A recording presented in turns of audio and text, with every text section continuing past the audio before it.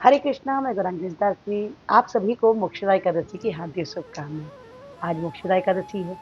इसके विषय में प्राचीन कथाएँ हैं, जिसके विषय में हम आपको बताएँगे। आज की एकादशी कहते हैं कि बहुत अच्छी और बहुत बड़ी एकादशी है। आज मोक्षदा एकादशी को ही दिन में हमारे प्रभु श्री कृष्ण जो हैं, उनके द्वारा भगवद गीता अर्जुन को बताई गई थी, सुनाई गई थी। कृष्ण के मुख से आज के दिन को गीता जयंती भी कहा जाता है। और हमारे प्रभु ने जो ये गाया, जो ये गीत गाया, इसी का नाम हुआ गीता, क्योंकि प्रभु के द्वारा इस गीत को गाया गया। भगवद गीता की बहुत महिमा है। आज उसके विषय में हम आपको बाद में चर्चा करेंगे। पहले हम मोक्षदा एकादशी के विषय में आपको बताते हैं। एक बार की बात है, हमारे महाराज युधिष्ठिर प्रभु श्री कृष्ण से पूछते हैं कि प्रभु, इस मोक्षदा एकादशी की क्या महिमा है? इसके विषय में क्या कथा है, आप मुझे बताइए। तो हमारे प्रभु उन्हें बताते हैं कि ये जो एकादशी है, इसे कहते हैं, इसे आखरणी मास भी कहा जाता है। इसमें हमारे प्रभु श्री कृष्ण युधिष्ठिर को एक कथा बताते हैं। बोलते हैं कि बहुत पहले की बात है, एक राज्य में राजा थे जिनका नाम था वैशाख नग। वैशाख नग जो राजा थे, वो चंपक नगर के राजा थे। वो बहुत ही एक अच्छे धर्म पलायन करने वाले राजा थे। तो उनके राज्य में कोई भी दुखी नहीं था, सब बहुत सुखी थे। राजा इस बात से बहुत प्रसन्न रहते थे। लेकिन एक दिन की बात है कि उन्हें एक रात्रि में सपना आया। सपने में उन्होंने देखा कि जो उनके पितर लोग हैं, जो उनके पिताजी भी हैं, सभी लोग नर्क भोग रहे हैं। उन्हें देखकर उन्हें बड़ा ही दुख हुआ। वो सुबह उठे और अपने राज्य में उन्होंने अपने मंत्रियों को बताया। तो उनके राज्य के जो उनके गुरु थे, उन्होंने कहा कि हमारे राज्य के बाहर एक मुनि रहते हैं जिनका नाम है पर्वत मुनि। पर्वत मुनि से पूछा जाए कि आखिर आपको ऐसा सपना क्यों आया और क्या कारण है? जब वो पर्वत मुनि के पास राजा जाते हैं, तो राजा को देखकर पर्वत मुनि बोलते हैं, उनके आने का कारण पूछते हैं।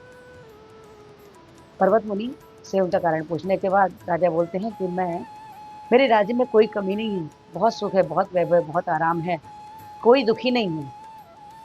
लेकिन पता नहीं क्यों मुझे शांति नहीं है, मैं बहुत दुखी हूँ।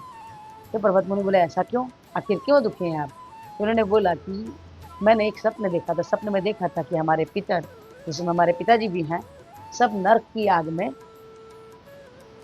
जल रहे हैं। वो नर्क भोग रहे हैं। मुझे देखकर बिल्कुल अच्छा नहीं लगा। मैं क्या कर सकता हूँ?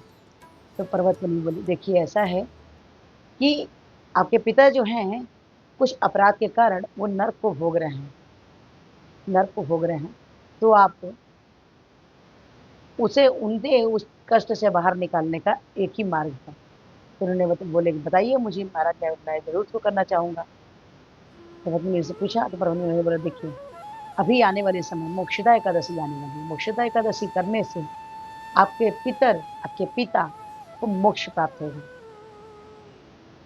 ये बात जब राजा सुनते हैं, तो उन्होंने अपने राज्य में, अपने घर में, अपने सभी से बोलकर मिलकर उन्होंने मोक्षदा एकादशी करी, जिसके बाद उनके पितर मोक्ष प्राप्त और उन्हें शांति मिली। राजा को भी शांति मिली। मोक्षदा एकादशी की बहुत महिमा है। मोक्षदा एकादशी कहते हैं कि जो भी कोई व्रत करता है, इसमें आपके पितर को मोक्ष मिल जाता है।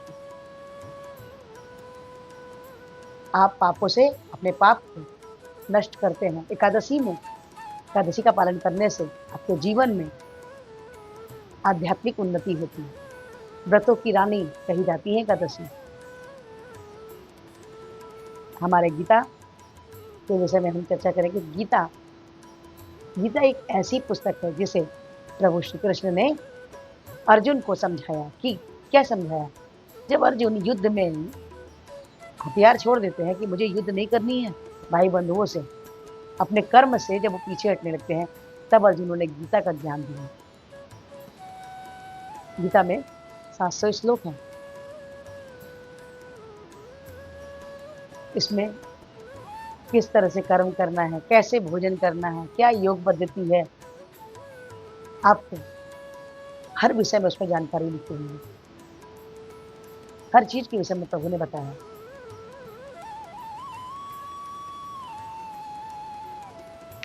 प्रभु द्वारा एक अनमोल